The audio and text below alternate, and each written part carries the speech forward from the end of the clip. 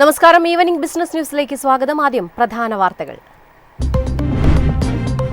Steel കാർഷിക ഉൽപ്പന്നങ്ങളുടെ ഇറക്കുമതി തീരുവയിൽ സ്തംഭിച്ച് ഇന്ത്യ-US വ്യാപാര ചർച്ച. ഇന്ത്യയുടെ ആവശ്യങ്ങൾ അംഗീകരിക്കാൻ US തയ്യാറായില്ല.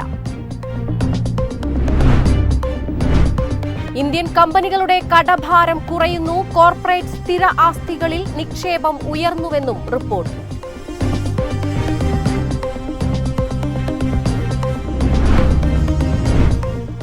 ഫെഡ് റിസർവ് നിരക്ക് കുറയ്ക്കാൻ സാധ്യത. ഫെഡ് ചെയർമാന് പകരക്കാരനെ ഉടൻ കണ്ടെത്തുമെന്ന് ട്രംപ്.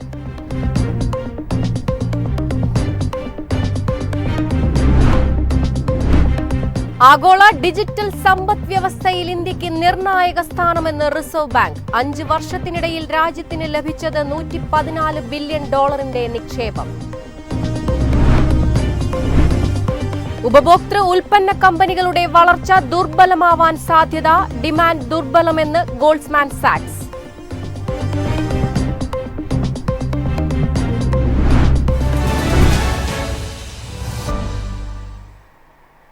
വിശദമായ വാർത്തകൾ നോക്കാം. തുടർച്ചയായ 3-ാം ദിവസവും ഇന്ത്യൻ ഓഹരി വിപണി നേട്ടത്തിൽ വ്യാപാരം അവസാനിപ്പിച്ചു. സെൻസെക്സ് 1000.36 പോയിന്റ് അഥവാ 1.21% ഉയർന്ന് 83,755.87 ക്ലോസ് ചെയ്തു.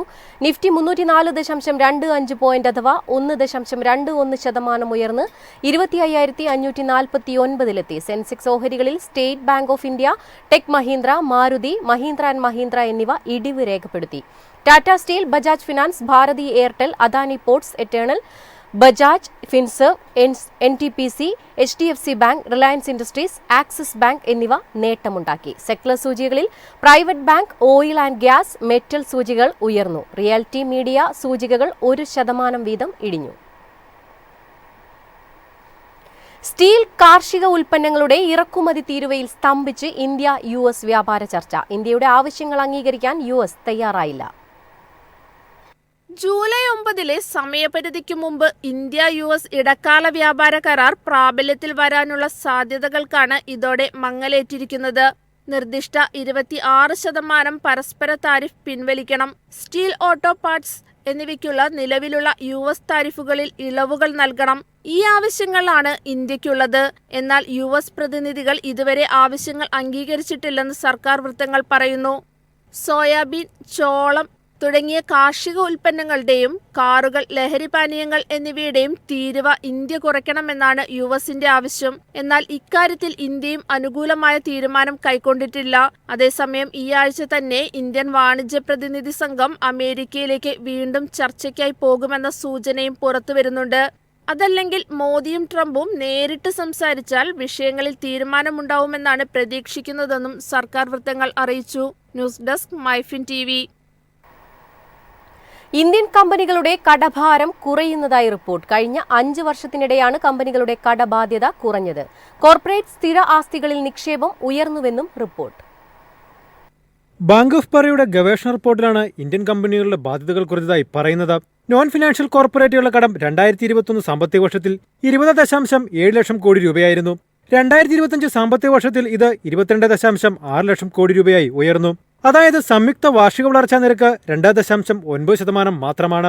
എന്നാൽ 2015-നും 2020-നും ഇടയിലെ സംയുക്ത വാർഷിക വളർച്ചാ നിരക്ക് 8.7%. ഇവിടെ നിന്നും കുത്തനെയുള്ള ഇടിവാണ് കടബാധ്യതയിൽ രേഖപ്പെടുത്തിയിരിക്കുന്നതെന്നും ബാങ്ക് ഓഫ് ബറോഡ വ്യക്തമാക്കി. നിലവിൽ കമ്പനികൾ വിപുലീകരിക്കുന്നതിനായി സ്വന്തം ഫണ്ടുകളെയാണ് കൂടുതൽ ആശ്രയിക്കുന്നത്. കടമെടുത്ത ബിസിനസ് വളർച്ചയ്ക്കായി ഉപയോഗിക്കുന്നില്ല.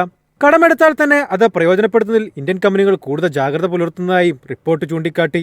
കോർപ്പറേറ്റ് കമ്പനികൾക്ക് ബാധ്യത വരുത്തുന്നത് വൈദ്യുതി, ക്രൂഡ് ഓയിൽ, ടെലികോം, അടിസ്ഥാന സൗകര്യങ്ങളുമായി ബന്ധപ്പെട്ട ചെലവുകളാണെന്നും റിപ്പോർട്ട് വ്യക്തമാക്കി.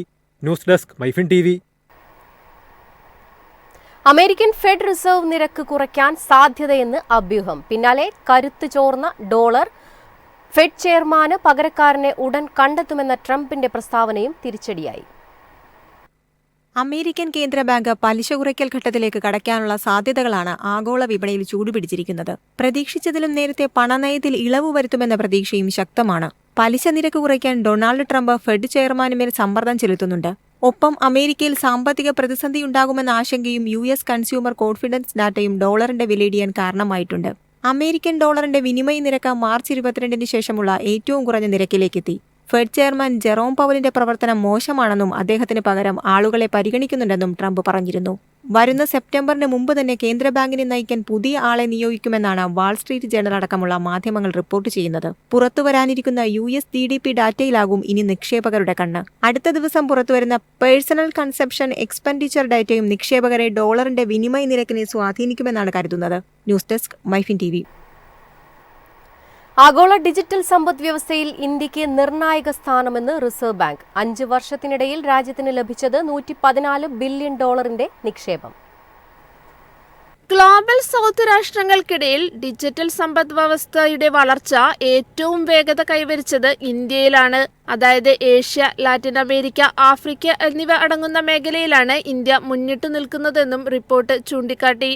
വികസ്വര രാജ്യങ്ങൾക്കിടയിൽ ഏറ്റവും പുതിയ ഡിജിറ്റൽ അടിസ്ഥാന സൗകര്യങ്ങളും സാങ്കേതിക നിക്ഷേപങ്ങളും ആകർഷിക്കാൻ ഇന്ത്യക്ക് കഴിയുമെന്നാണ് റിസർവ് ബാങ്ക് വ്യക്തമാക്കുന്നത്. ഇതിനൊപ്പം ഇന്ത്യയിലേക്ക് വിദേശ നിക്ഷേപ ഒഴുക്കും ശക്തമാണ്. ആഗോളതലത്തിൽ 16ാം സ്ഥാനവും ഇന്ത്യക്കുണ്ട്. ഇത് രാജ്യത്തിന്റെ ഡിജിറ്റൽ ഭാവിയിൽ ആഗോള നിക്ഷേപകർക്കുള്ള ആത്മവിശ്വാസത്തിന്റെ ശക്തമായ അടയാളമാണ്. ഇന്ത്യയിലെ നിർമ്മാണ, ബിസിനസ്, സേവന മേഖലകളാണ് വളർച്ചയ്ക്ക് പ്രധാന സംഭാവനകൾ നൽകുന്നത്. ഏപ്രിൽ മാസത്തിലെത്തിയ വിദേശ പണ ഒഴുക്കിന്റെ പകുതിയോളം ഈ മേഖലയിലേക്ക് എത്തിയത് ഇതാണ് ചൂണ്ടിക്കാണിക്കുന്നതെന്നും റിസർവ് ബാങ്ക് റിപ്പോർട്ട് വ്യക്തമാക്കി. News desk MyFin TV. ഉപഭോക്തൃ ഉൽപ്പന്ന കമ്പനികളുടെ വളർച്ച ദുർബലമാവാൻ സാധ്യത. ഡിമാൻഡ് ദുർബലമെന്ന് ഗോൾഡ്മാൻ സാക്സ്. കുറഞ്ഞ പണപ്പെരുപ്പം, നികുതി ആനുകൂല്യം, അനുകൂലമായ പലിശ നിരക്കുകൾ എന്നിവയുടെ പ്രതിഫലനം രണ്ടാം പാദത്തിലായിരിക്കും ദൃശ്യമാകുക. ഇത്തവണത്തെ വേനൽക്കാലത്ത് കൺസ്യൂമർ ഡ്യൂറബിൾസ്, ഇലക്ട്രിക്കൽ കമ്പനികളുടെ ഉൽപ്പന്നങ്ങൾക്ക് വേണ്ടത്ര ആവശ്യക്കാരുണ്ടായില്ല. പല സംസ്ഥാനങ്ങളിലും ഇടയ്ക്കിടെയുണ്ടായ മഴ വില്ലനായി. വിൽപ്പനയിൽ കുറവാണ് അനുഭവപ്പെട്ടതെന്നും ഗോൾഡ്മാൻ സാക്സിലെ ഇൻഡസ്ട്രിയൽസ് അനലിസ്റ്റ് പുൽകിത് പട്നി പറഞ്ഞു. റിയൽ എസ്റ്റേറ്റ് മേഖല തിരിച്ചുവരവ് നടത്തും. കേബിളുകൾ, വയറുകൾ, സ്വിച്ച് ഗിയറുകൾ തുടങ്ങിയ ഉൽപ്പന്നങ്ങളുടെ ആവശ്യം ശക്തമായി തുടരുമെന്നും പ്രതീക്ഷിക്കുന്നു. 2026 സാമ്പത്തിക വർഷത്തിന്റെ രണ്ടാം പകുതിയിലും 2027 സാമ്പത്തിക വർഷത്തിലും മേഖലകളുടെ വീണ്ടെടുക്കലുണ്ടാകുമെന്ന് പ്രതീക്ഷിക്കുന്നതായും വിദഗ്ധർ വ്യക്തമാക്കി. News desk MyFin TV. ഇന്നത്തെ സ്വർണം വെള്ളി നിരക്കുകൾ. സംസ്ഥാനത്ത് സ്വർണ്ണവിലയിൽ മാറ്റമില്ല. ഗ്രാമിന് 9,070 രൂപയിലും പവന് 72,560 രൂപയിലുമാണ് വ്യാപാരം നടന്നത്. 18 ക്യാരറ്റ് സ്വർണ്ണവിലയിലും മാറ്റമില്ല. ഗ്രാമിന് 7,440 രൂപയിലാണ് വ്യാപാരം. വെള്ളിവിലയിലും മാറ്റമുണ്ടായിട്ടില്ല. ഗ്രാമിന് 116 രൂപയാണ് ഇന്നത്തെ വില. കേരള വാർത്തകൾ നോക്കാം. ബംഗാൾ ഉൾക്കടലിൽ പുതിയ ന്യൂനമർദ്ദം രൂപപ്പെട്ടതോടെ സംസ്ഥാനത്ത് വീണ്ടും ശക്തമായ മഴയ്ക്ക് സാധ്യതയെന്ന് കേന്ദ്ര കാലാവസ്ഥാ വകുപ്പ് മുന്നറിയിപ്പ് നൽകി. ഇതിനെ തുടർന്ന് 3 ജില്ലകളിൽ ഇന്ന് റെഡ് അലർട്ട് പ്രഖ്യാപിച്ചിരിക്കുകയാണ്. പലയിടത്തും അതിശക്തമായ മഴ തുടരുകയാണ്. നദികളിലെ ജലനിരപ്പ് ഉയരുന്നതിനാൽ പ്രളയ സാധ്യതാ മുന്നറിയിപ്പും പുറപ്പെടുവിച്ചിട്ടുണ്ട്. വിശദാംശങ്ങളുമായി അമലാണ് ചേരുന്നത്. അമൽ, ശക്തമായ കാറ്റും മഴയും തുടരുമെന്ന് മുന്നറിയിപ്പുണ്ട്. മഴക്കെടുതി മൂലം വ്യാപകമായ നാശനഷ്ടങ്ങളും ഉണ്ടായിക്കൊണ്ടിരിക്കുകയാണ്. നിലവിലെ സ്ഥിതി ആശങ്കാജനകമാണോ? വിശദാംശങ്ങൾ.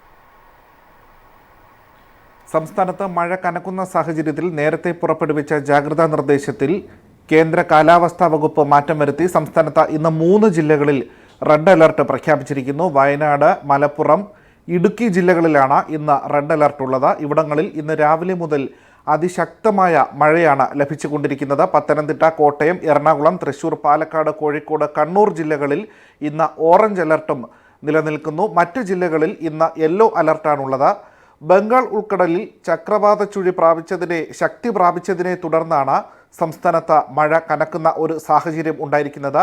വരുന്ന 5 ദിവസം കൂടി ഈ നില തുടരുമെന്ന് തന്നെയാണ് കാലാവസ്ഥാ വിദഗ്ധർ വ്യക്തമാക്കുന്നത്.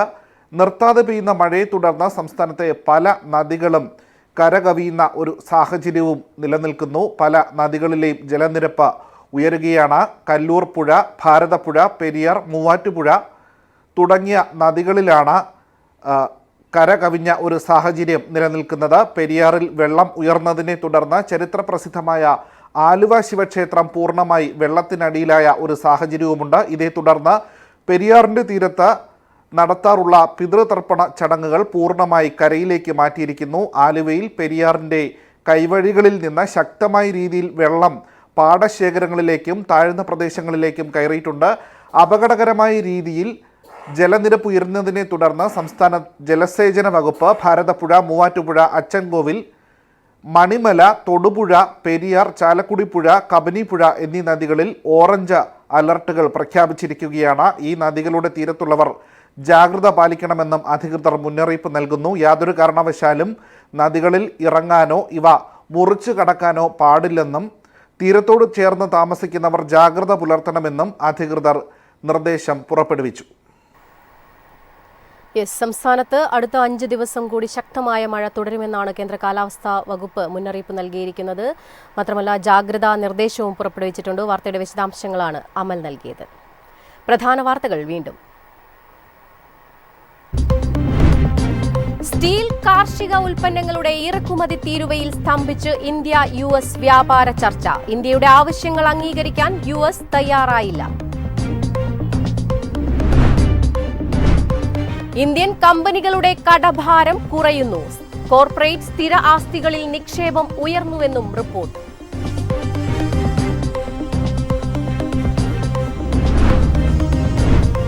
ഫെഡ് റിസർവ് നിരക്ക് കുറയ്ക്കാൻ സാധ്യത. ഫെഡ് ചെയർമാന് പകരക്കാരനെ ഉടൻ കണ്ടെത്തുമെന്ന് ട്രംപ്.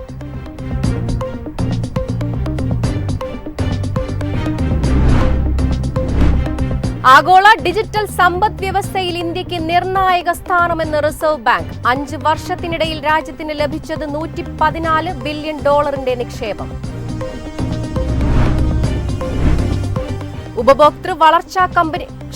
ഉപഭോക്തൃ ഉൽപ്പന്ന കമ്പനികളുടെ വളർച്ച ദുർബലമാവാൻ സാധ്യത. ഡിമാൻഡ് ദുർബലമെന്ന് ഗോൾഡ്മാൻ സാക്സ്.